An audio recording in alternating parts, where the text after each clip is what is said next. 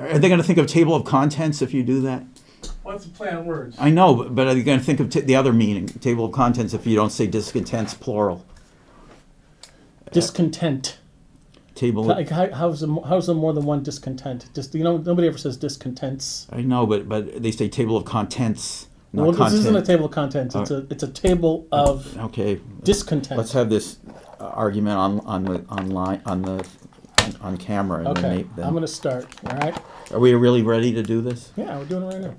It's filming already. It's shooting already, right? Yes. Okay. All right, I'm going to do the intro. Okay. Yes. All right. My name is James Novotny, and this is D.L. Polonsky. D.L. Polonsky, and this is the first episode of the Table of Discontent.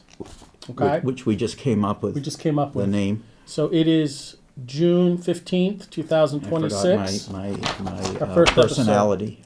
So the first thing I want to do on our inaugural episode is read an excerpt from Sigmund Freud's Civilization and Its Discontents.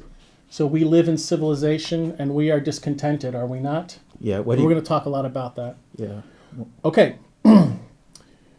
We are threatened with suffering from three directions. From our own body, which is doomed to decay and dissolution, and which cannot even do without pain and anxiety as warning signals.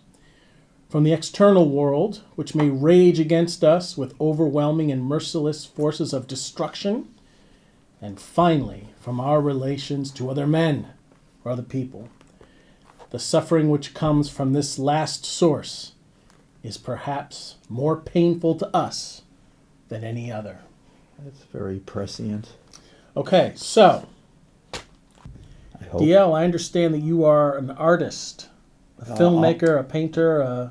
All my life since I was about 4 years old. I haven't done directing or filmmaking as much as I'm lately. That I used to do like scripted movies at public access stations. Decades ago, and I've been like collaborating with my friend Mike O'Toole and other people on their videos. Experimentally ill. Experimentally ill. So I understand that you brought along some of your. Now, are they paintings or are they drawings? You did that. It's acrylic. Some of them are a lot of them are colored pencil. Colored pencil. And I have a few acrylic. So you brought two today that you're going to talk about? We're going to show two. Mother and Child. Mother and Child, 2010. I made this obviously 16 years ago, and it's a child being ignored by the mother who is online. I guess you could guess that she's doing something trivial and ignoring her child, her son. But some people said they look too content and complacent in the picture, but that's the picture, and we have it up here, I guess. So and another one is a take on Norman Rockwell's Freedom from Want, like a modernization satire, freedom from each other, where the housewife, instead of bringing a turkey for the Thanksgiving, it's a plate of smartphones and computers, so everybody can ignore each other and spend, I'm joking, but quality time on their mobile devices and computers. Yeah. I have a picture with Elon Musk as Mr. Bumble, if I can show that. He said, "Please, when I want some more." What, I don't remember what it says. I don't remember what. Well, it's up there now. If you're going to put it. Yeah, we're going to put it in post. So yeah. You can't look at it now. Yeah. Okay. Ask me something else. We can talk about the MMA match on the lawn of the White House. I don't have anything cognitively aware person to say about it that any cognitively aware person wouldn't say. I mean, anyone with a brain wouldn't think it's repulsive. I think. I mean, they had one of the wrestlers in a post-match interview said that Michelle Obama is a man. Isn't that right, America? And he showed up drunk for the weigh-in, and he vomited a little bit. This is I care a lot more about the stripping away financial aid for poor people than I do about maintaining the dignity of the White House. And I go out in the street because I don't think it does anything to hold a sign and protest in terms of changing anyone's minds or anything. I don't think I have that power, but at least I get people to think about it for a few seconds. People would probably buy those. They really would. Those signs? Yeah. If you made some prints.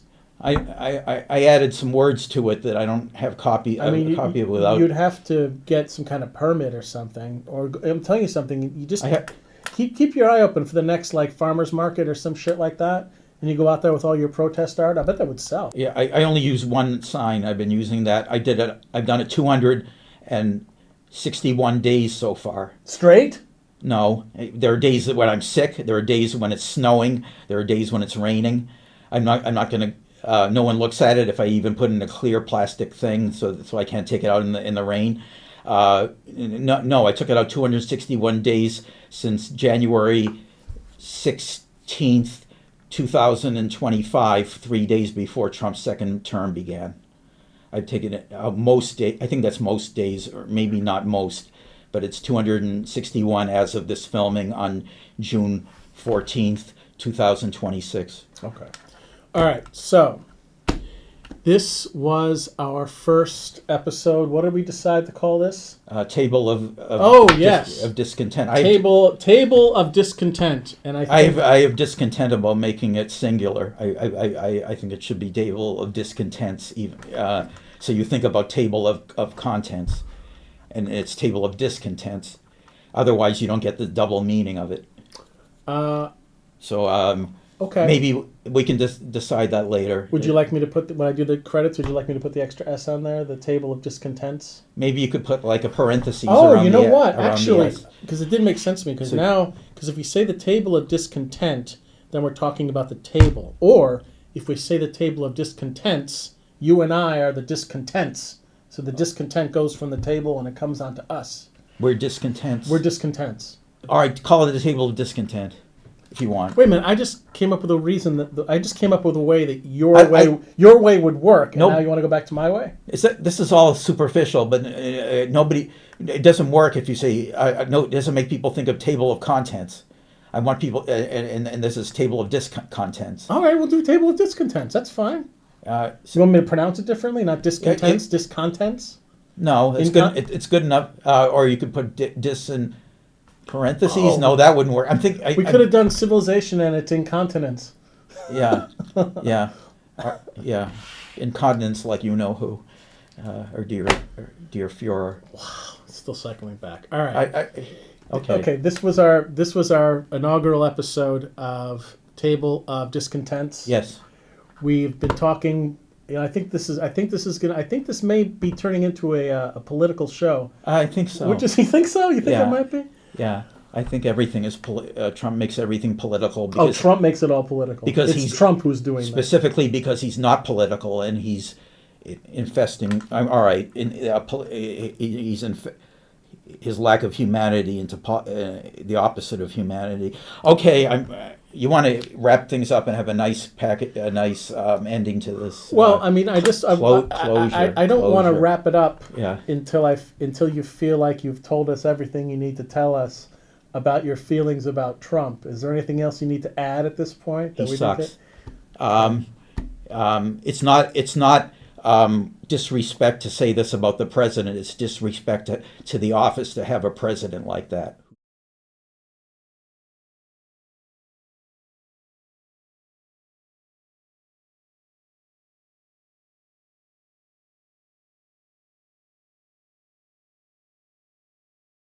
Resist, and not just on social media. All right, so I am James Novotny. And I'm D.L. Polonsky. All right, hope you enjoyed our first episode, and I don't know, I think we're going to do another one. This was enlightening. It got good. It got good after a while. Yeah. It's hard. I can't write it all. I have to do it spontaneously. I can't write it all down. Spontaneous is good. All Yeah, right. All right, let's make sure like we we got did all it this. spontaneously. That's the way I want it.